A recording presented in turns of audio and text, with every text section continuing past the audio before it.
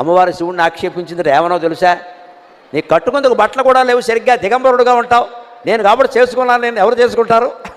పులితోలు కడతావు, ఏనుగుతోలు కడతావు, ఇంకేం లేవు, రెండే బట్టలు. మరి అంతే కదా, ఎప్పుడు పులితోలు లేదా ఏనుగుతోలు, ఏనుగు చర్మం పులి చర్మం, ఇకపోతే నువ్వు కట్టుకునేందుకు ఏం లేదు ఇక్కడ అందుట.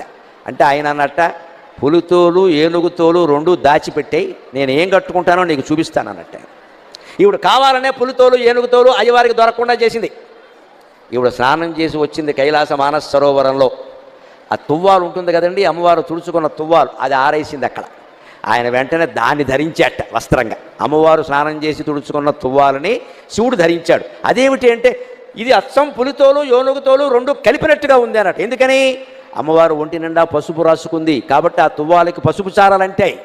అమ్మవారు కస్తూరి తిలకం దిద్దుకుంది కాబట్టి కాటుక పెట్టుకుంది కాబట్టి నల్లటి చారలు కూడా అంటే, నల్ల చారలు పసుపు చారలు ఉంటే పులితోలే కదా అన్నట్ట.